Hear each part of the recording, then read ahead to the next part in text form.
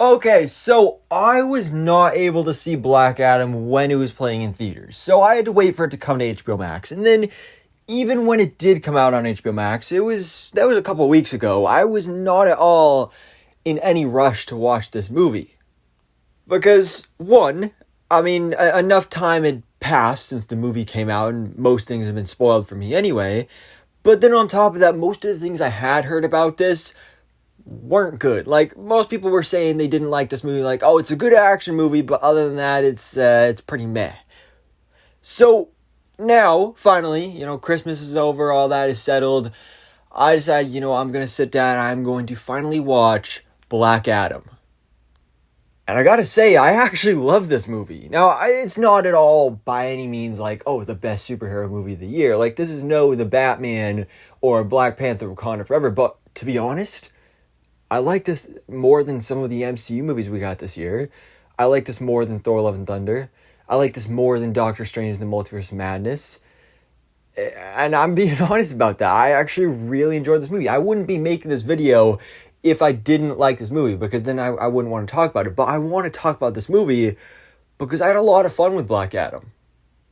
Which is really interesting to me because this is a movie I was always concerned about, even before it came out, even before we got our first trailer, our first look at this film. Just the idea of a Dwayne "The Rock" Johnson Black Adam movie, it concerned me because Black Adam to me is a villain. He is a Shazam villain. He is Shazam's Joker, Shazam's Lex Luthor.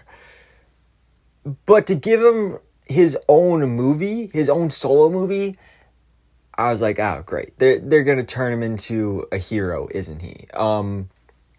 Dwayne Johnson, I love the guy, but I have to admit, that was my fear here that, Dwayne Johnson isn't going to be seen as the villain here, probably even an anti-hero. He's going to make Black Adam a hero, isn't he? Now, Dwayne Johnson as Black Adam, I think, is amazing, perfect casting. There's a reason he was cast 15 years ago, and he's great in this role.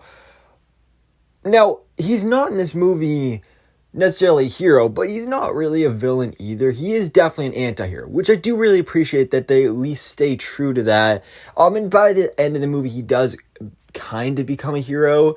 But I like at least the journey that he went on to get to that point. And then he definitely did start off as kind of a villain. Like, he was just going around killing people left and right. And that was his sense of heroism and delivering justice, which I actually really appreciate. And also with his origin in this movie, this is something, a twist I did not expect, because, I remember seeing in the trailers with, like, Black Adam holding his dead son in his arms, and then I was confused when this movie started, and it was showing that he was, like Shazam, where he was a child, and then, he said Shazam, and then he turned into The Rock.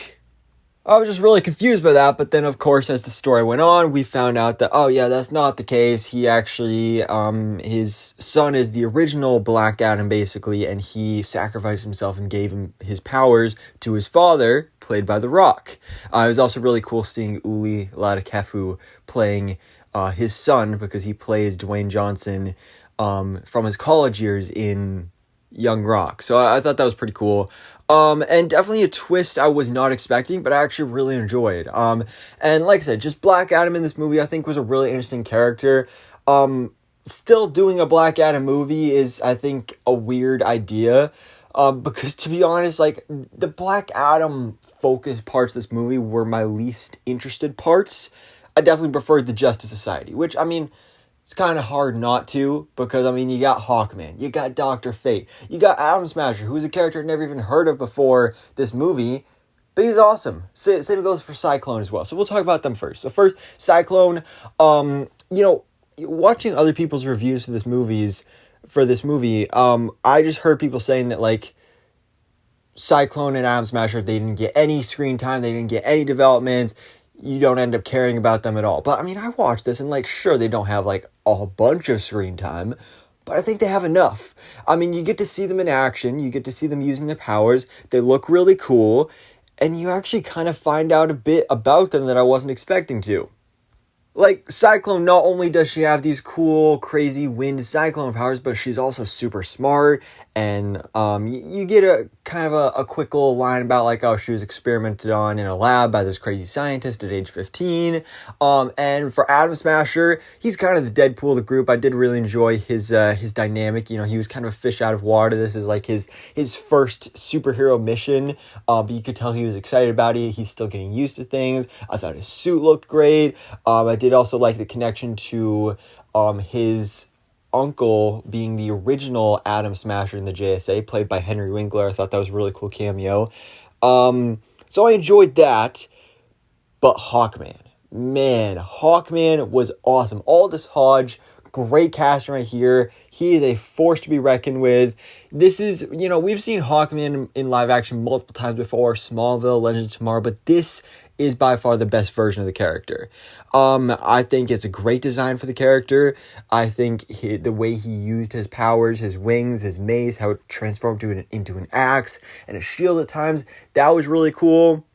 But specifically his leadership, though. I wasn't expecting him to be like the leader of the team, but he was, and he was a great leader for the JSA. I thought that was a really cool aspect in the way that he has his crazy Thanagarian ship, and his mansion. Man, that is a nice mansion. Like, rich Carter Hall is what we have never seen in live action before, and finally we get to see it here, and it's just done so well. So I really appreciated seeing that. But above all, when it comes to the JSA, we all know Dr. Fate is the MVP, one of my favorite DC superheroes, so I love seeing him done here and done justice. I mean, he looks ripped straight out of the comic books. Pierce Brosnan was a casting I was hesitant about because I was like, you think you want somebody younger, but Pierce Brosnan did a great job in the role. Of course, he made the big sacrifice, which I don't think I was like blatantly spoiled on it, but I kind of assumed it would be the case.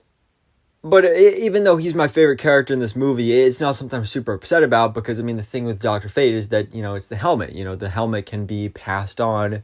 It's a mantle. So it's totally possible that we could see this Dr. Fate somebody else take on the mantle of Dr. Fate again in this universe. And I loved how after his death, the really cool part where Hawkman used his helmet, but where the eyes lit up. Because this was one of my big complaints going into this movie about Dr. Fate's design, is that it's like, why are there no eyes on Dr. Fate's helmet?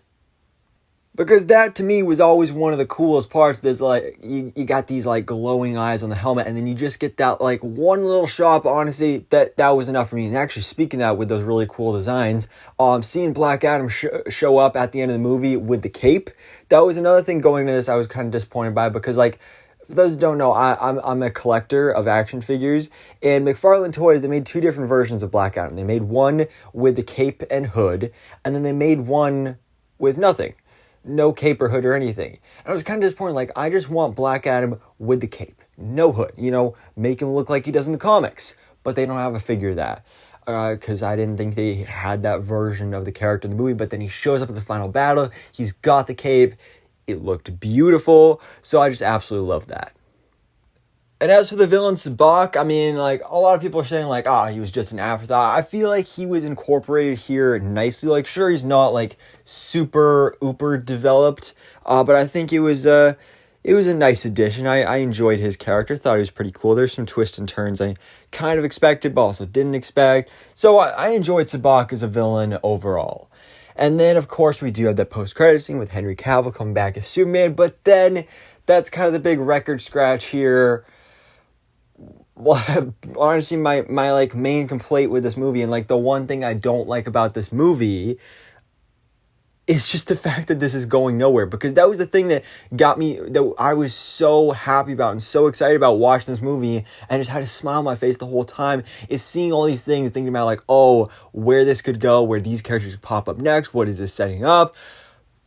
But it's going nowhere. We're not going to get to see Henry Cavill's Superman versus Black Adam. We're not going to get to see a Justice Society of America spin-off movie or HBO Max series. We're not going to get to see more Dr. Fate, more Hawkman. Even though I love these adaptations of the characters and I would love to see more, we're not getting that. And I would love to see Black Adam versus Zachary Levi Shazam, but that's not happening.